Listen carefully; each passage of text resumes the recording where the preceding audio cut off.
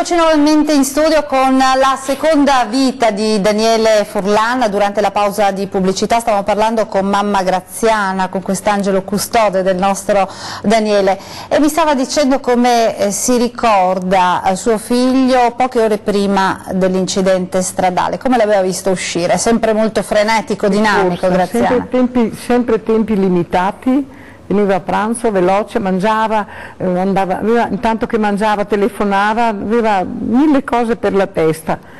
E purtroppo l'ultimo ricordo che ho, l'ho visto uscire di corsa dalla cucina dove avevamo pranzato, e poi il mattino dopo mi hanno detto che era successo l'incidente, però mai avrei pensato una cosa del genere.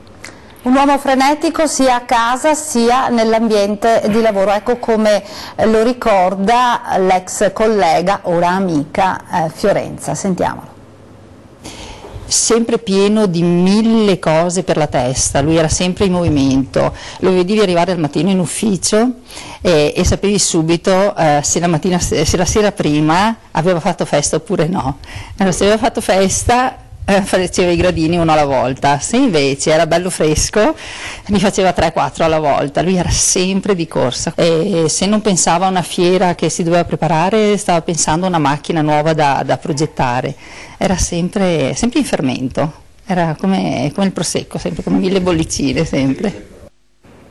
Ecco, abbiamo sentito Fiorenza, Daniele, eri proprio così prima dell'incidente, ma non sei cambiato molto adesso, io continuo a ripeterlo. Beh, diciamo che non è che avessi una vita proprio così dissoluta come può sembrare.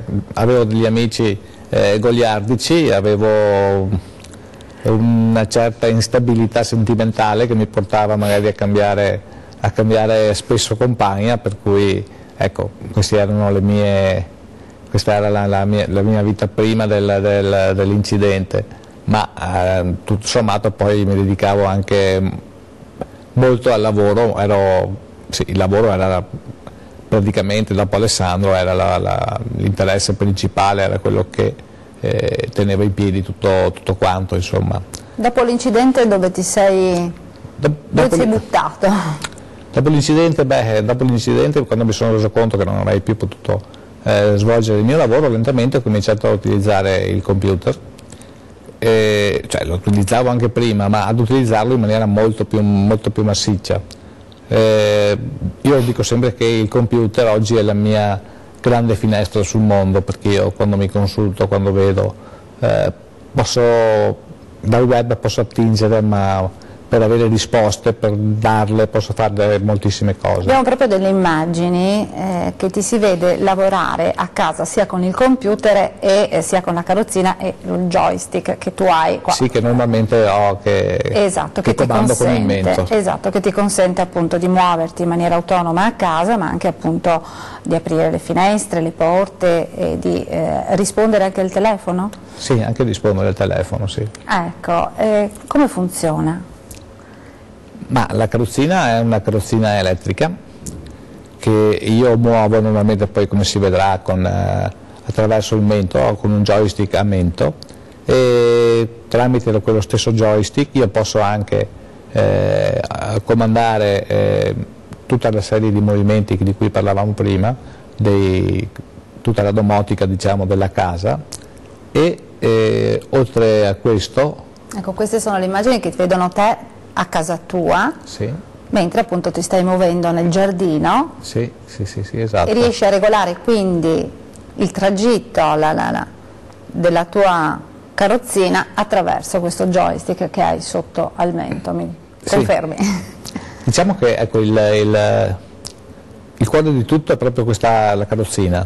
La carrozzina riesce a dialogare con tutte le parti domotiche di cui è composta la casa, e riesce a dialogare anche con il computer, in modo da far diventare il mio comando, quello che utilizzo a mento, per farlo diventare anche, diventa joystick, riesco a comandarlo con il mento.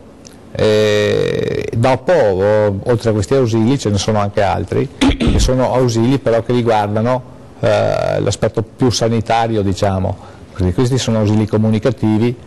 Ci sono altri ausili che riguardano l'aspetto sanitario, e sono un letto particolare con un materasso ad aria, con un sollevatore particolare per mettermi nella sedia, quindi ci sono anche molte altre cose che non riguardano la domotica, ma riguardano diciamo, l'assistenza proprio sanitaria in sé per sé.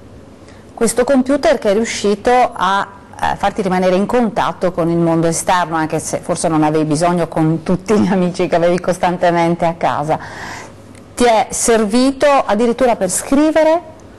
Sì. Hai scritto 2 libri, dopo entreremo nel dettaglio più avanti. Ecco, sì, prima di tutto tramite il computer ho scoperto le varie associazioni che ci sono per disabili, e ne ho scoperta una che si chiama l'Associazione Lesioni Spinali della Colonna Onlus, della quale sono diventato subito componente.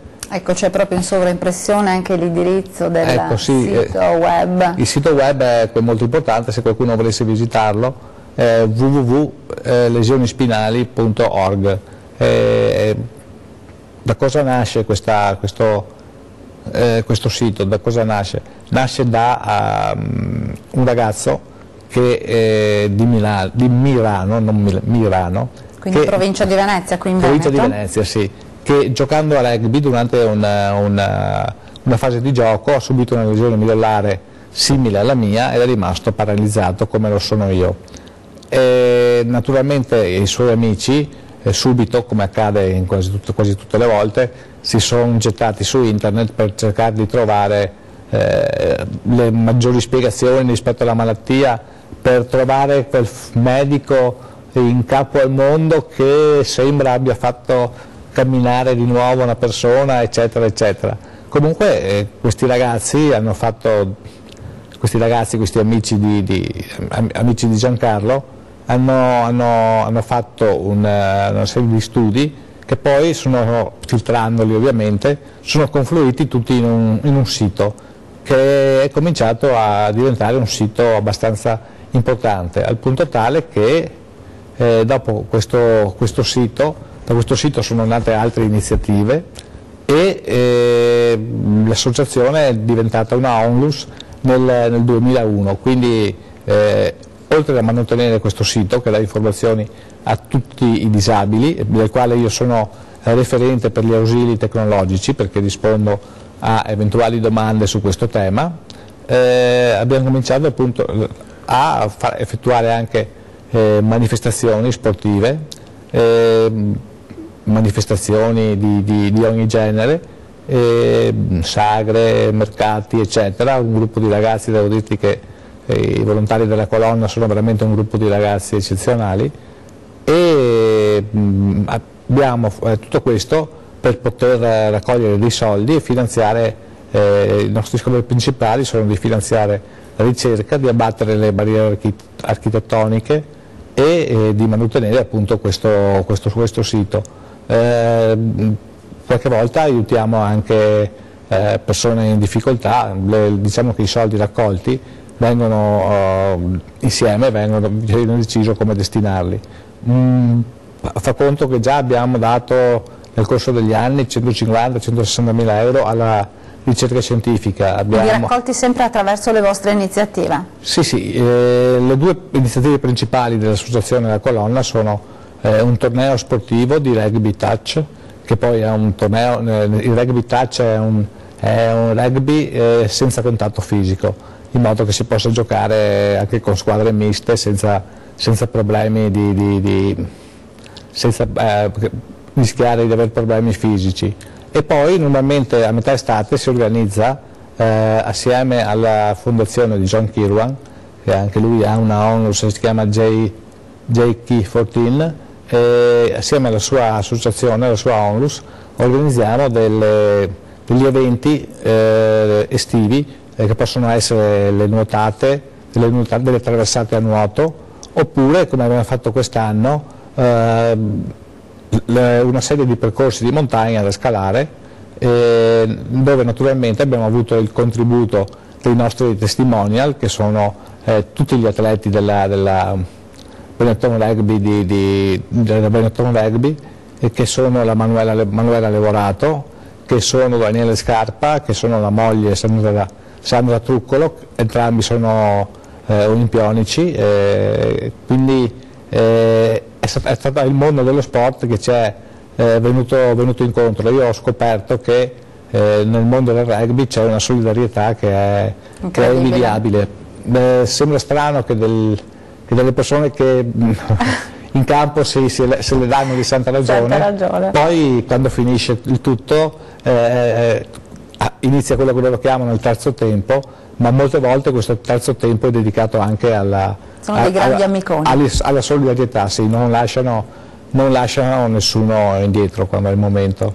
Hai visto, Daniele, che hai trovato qualcosa da fare? Tante cose da fare, vero signora Graziana? Ecco. E le scopriamo perché c'è una tua carissima amica, anzi la tua ex collega, che appunto ha parlato del Daniele prima dell'incidente e poi ha detto poi alla fine non è cambiato tanto perché ha continuato, tra virgolette, a correre, ma lo scopriremo subito dopo una brevissima pausa di pubblicità, tra poco.